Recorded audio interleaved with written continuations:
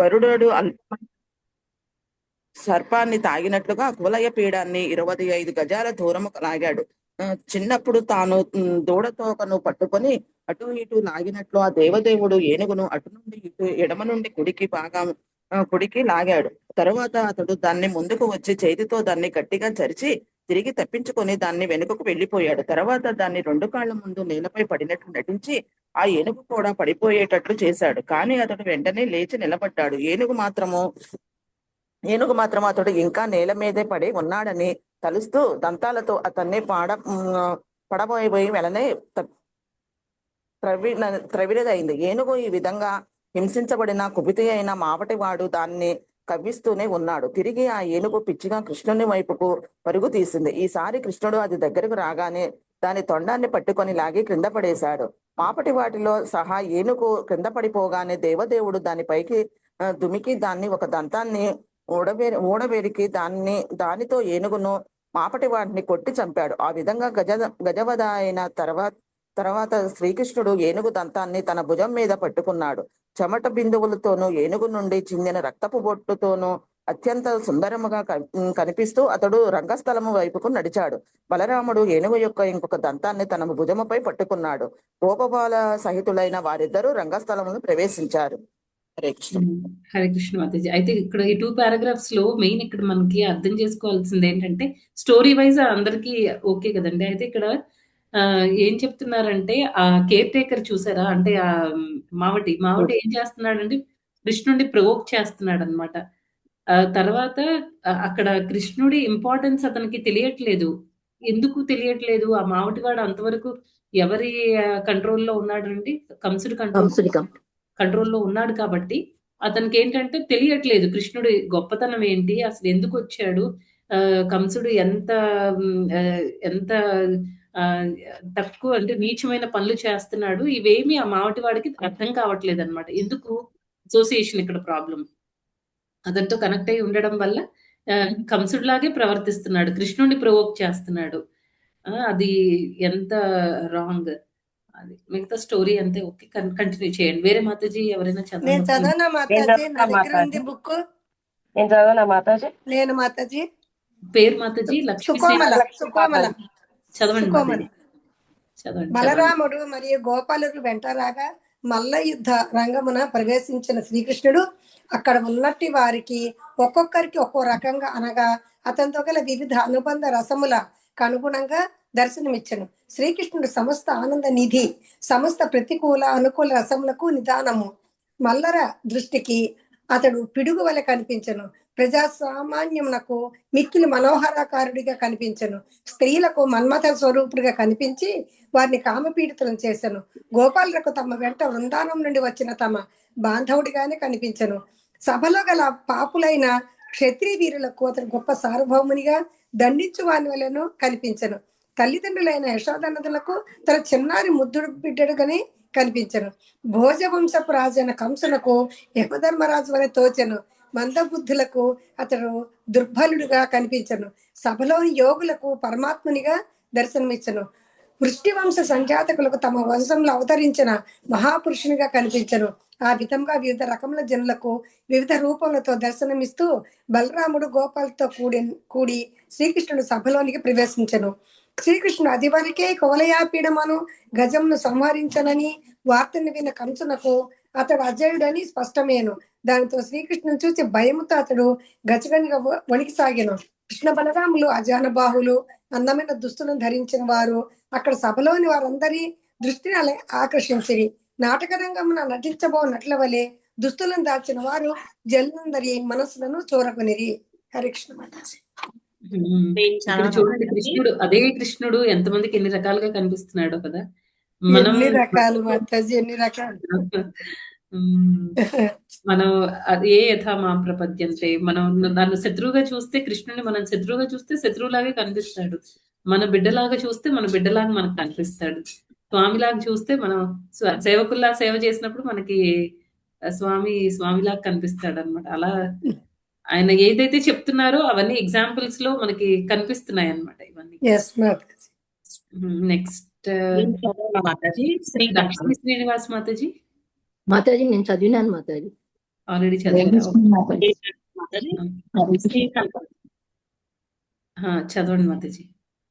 శ్రీకల్పం. దేవదేవుడైన శ్రీకృష్ణుని చూసిన మధురాపుర జనులు అతి ప్రసన్నులై అమృత పానము చేస్తున్న చందంగా తనివి తీరా అతని ముఖాన్ని వీక్షించసాగారు. కృష్ణ సందర్శనము వారికి ఎంత ఆనందాన్ని ఇచ్చిందంటే వారు ముఖ దర్శనం అనే అమృత పానాన్ని చేయడమే కాకుండా సుగంధాన్ని ఆగ్రహిస్తున్నట్లు నాలుకతో నాకుతున్నట్లు బాహువులతో కృష్ణ బలరాములను ఆలింగనం చేసుకున్నట్లు కనిపించారు. ఆ ఇరువురు సోదరుల గురించి వారు చర్చించుకోవడం మొదలుపెట్టారు.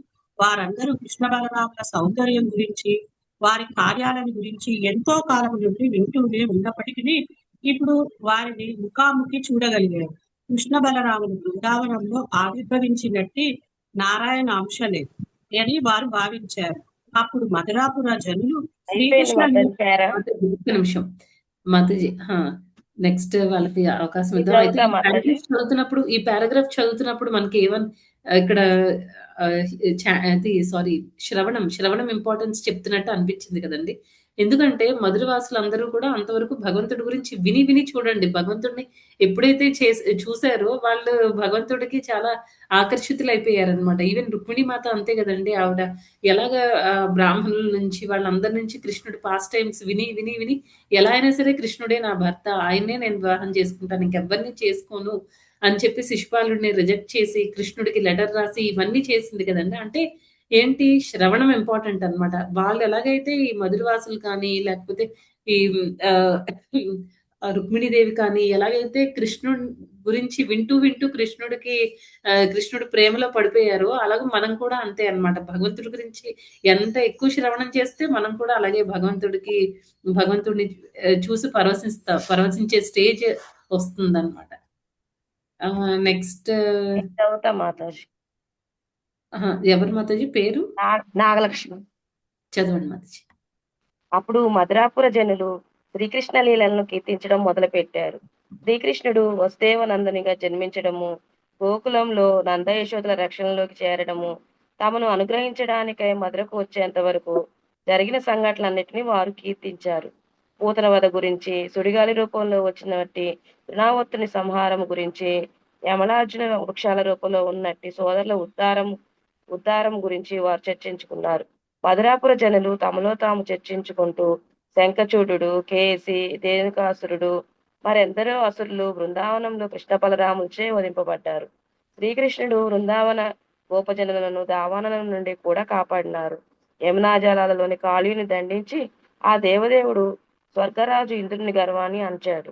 గోవర్ధన పర్వతాన్ని వరుసగా 7 రోజులు ఎత్తిపట్టి అతడు గోకులవాసులను కుండపోత వాన, తుఫాను, వడగండ నుండి రక్షించాడు అని అనుకున్నారు. వారు ఇతర ఉత్తేజకర కలాపాలను కూడా స్మరిస్తూ బృందావన గోపికలు కృష్ణ సౌందర్యాన్ని వీక్షిస్తూ అతని కార్యాలలో పాల్గొంటూ ఎంతగా ఆనందించేవారంటే వారు సంసార క్లేశాలనే మర్చిపోయారు. కృష్ణున్నే చూస్తూ కృష్ణున్నే తలుస్తూ వారు అందరూ అన్ని అలసటలను మర్చిపోయారు అని అనుకున్నారు. యదువంశంలోని శ్రీకృష్ణుని ఆవిర్భావం కారణంగా సమస్త విశ్వంలో ఆ వంశము అత్యంత విఖ్యాతమై అలరారుతుందని మధురాపుర జనులు యదువంశం గురించి మాట్లాడుకున్నారు. తరువాత వారు బలరాముని గురించి మాట్లాడుకున్నారు. బలదేవుని అందమైన పద్మనయనాలను గురించి పలుకుతూ వారు ఇతడు ప్రలంబాది అసురులను కూడా వధించాడు అని ప్రత్యేకంగా చెప్పుకున్నారు. ఈ విధంగా వారు కృష్ణ బలరాముల కార్యాల గురించి మాట్లాడుకునే సమయంలో మల్ల యుద్ధ పోటీని చాటుతూ నానా రకాలైన తూర్యములు భోగించబడినాయి. హరే కృష్ణ మాతాజీ. ఈ పారాగ్రాఫ్ లో ఏంటంటే మనకి కృష్ణుడి గురించి మనం గ్లోరిఫై చేయాలి ఎప్పుడు కూడా. భగవంతుడి గురించి ఇక్కడ వాళ్ళు భగవంతుడి గొప్పతనం, ఆయన చేసిన యాక్టివిటీస్, తర్వాత బృందావన వాసులు ఆయన భక్తులు కదా, వాళ్ళ గొప్పతనం చెప్తున్నారు. వీటన్నిటి గురించి వింటున్నారు, స్మరిస్తున్నారు అనమాట. అంటే స్మరణం జరుగుతుంది, ప్లస్ గ్లోరిఫికేషన్ కూడా, కీర్తనలు కూడా చేస్తున్నారు అనమాట. ఇంకొక ఇంపార్టెంట్ పాయింట్ ఏంటి అంటే వీళ్ళు అలా భగవంతుడితో కనెక్ట్ అయ్యి ఉండి కూడా బ్రజవాసులు ఏమైందంటే వాళ్ళ భౌతిక క్లేశాలన్నీ కూడా వాళ్ళు మర్చిపోయారు. They forgot all sorts of fatigue అని వచ్చింది. అదే భౌతిక క్లేశాలన్నీ కూడా వాళ్ళు మర్చిపోయారనమాట. అలాగే మనం కూడా అంతే అన్నమాట. భగవంతుడికి మనం ఒక్కొక్కసారి మనకు కూడా అనిపిస్తుంది కదా, కొంతమందిని చూసినప్పుడు, భక్తుల్ని చూసినప్పుడు వాళ్ళకి ఎన్నో ప్రాబ్లమ్స్ ఉంటాయి. Back of their head. వాళ్ళ మనసులో చాలా చాలా ఆలోచనలు ఉంటాయి. చాలా ఆలోచనలు ఉండడం అంటే నా ఉద్దేశం ఇక్కడ చాలా ఏదో కొన్ని విషయాల్లో వాళ్ళు చాలా బాధలకి లేకపోతే వాళ్ళు చాలా బాధల్లో ఉండొచ్చు. కానీ భక్తి దగ్గరికి వచ్చేసరికి మాత్రం ఫుల్ హ్యాపీ అయిపోయి భగవంతుడికి సేవ చేస్తూ ఉంటారనమాట. ఈవెన్ మనం కూడా భగవంతుడితో బాగా బాగా క్లోజ్‌గా కనెక్ట్ అయిపోతే ఏమవుతుందంటే మన భౌతిక క్లేశాలన్నీ కూడా పెద్ద విషయాల్లాగా అనిపించదు. ఓకే. అది ఉండని, అది ఎలాగో ఉంటది కదా! అది అలా ఉండని, నేను భక్తి చేయాలి. ఎలా అయినా ఇప్పుడు మాతాజీ సేవ చెప్పారు. మనం ఎలా అయినా చేసేయాలి. ఈ మైండ్ సెట్‌లోకి వచ్చేస్తామనమాట. ఈ భౌతిక క్లేశాలన్నీ మనకి నథింగ్, ఏమి కాదు ఇది. ఇవి ఎలాగో ఉండేవే గదా! దీనికి అంత ఇంపార్టెన్స్ ఇవ్వాల్సిన అవసరం లేదు అనిపిస్తుంది. యెస్ మాతాజీ. నెక్స్ట్ చదువుతాం హరే మాతాజీ. కృష్ణ మాతాజీ. మాతాజీ. హరే కృష్ణ. హరే కృష్ణ మాతాజీ చదవాలనా? ప్రభుజీ ఒక్క నిమిషం. కే సునీత మాతాజీ ఒక పారాగ్రాఫ్ చదివాక మీరు చదవండి ప్రభుజీ. Next paragraph. అప్పుడు సుప్రసిద్ధ మల్లుడైన చాణూరుడు కృష్ణ బలరాములతో మాట్లాడుతూ, కృష్ణ బలరాములారా, మీ గత కార్యకలాపాల గురించి మేము విన్నాము. మీరు గొప్ప వీరుడు, అందుకే రాజు మిమ్మల్ని పిలిపించాడు. మీ భుజములు మహాబలిష్టములని మేము విన్నాము. రాజు ఇక్కడ సమకూడిన ప్రజలందరూ మీ మల్ల యుద్ధ కౌశలాన్ని చూడబోతున్నారు.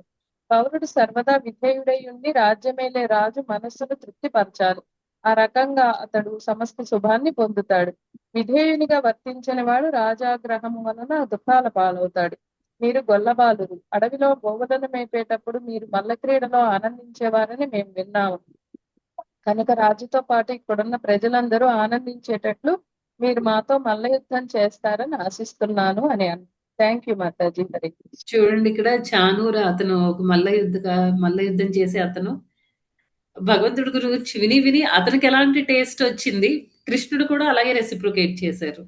అతనికి భగవంతుడితో మల్ల యుద్ధం చేయాలనిపించింది, కృష్ణుడు చేయడానికి రెడీ అయిపోయారు. సూపర్. అన్ని నెక్స్ట్ ప్రభుజీ చదవండి ప్రభుజీ. సుబ్రహ్మణ్య ప్రభుజీ. చాణూరుని మాటలలోని అంతరార్థమును శ్రీకృష్ణుడు వెంటనే గ్రహించి అతనితో మల్లయుద్ధం చేయుటకు సిద్ధపడెను. సమయానుసారముగా అతడు ఆ మల్లునితో ఇట్లనెను, నీవు భోజవంశపు రాజును ఆశ్రయించినట్టి ఆశ్రితుడవు. మేము అడవిలో జీవనము కొనసాగించువారం. ఏమైనాను మేము కూడా పరోక్షముగా మీ మహారాజుకు పౌరులమే. వీలైనంత వరకు అతనికి వినోదము చేకూర్చుటకు ప్రయత్నించుదము. ఈ మల్లయుద్ధ ఆహ్వానము అతడు మా పట్ల చూపిన అనుగ్రహము. కానీ వాస్తవమునకు మేము సాధారణ బాలురము. కొన్నిసార్లు బృందారణ్యంలో మాతో సమాన వయస్కులైన మిత్రులతో మల్లయుద్ధ క్రీడలతో వినోదిస్తుందము.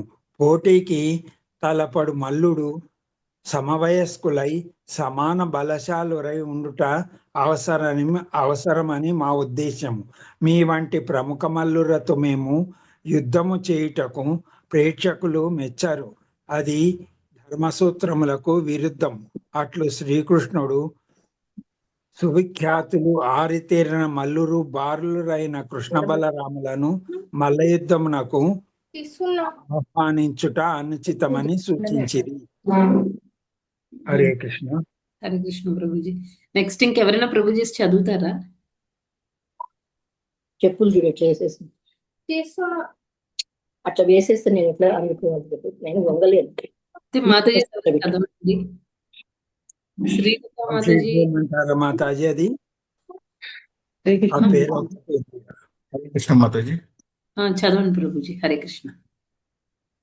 ఈ మాటలకు సమాధానముగా చాలురుడు ఇట్లా నేను, కృష్ణ, నీవు పసివాడవు గాని యువకుడవు గాని కాదని నాకు తెలియదు.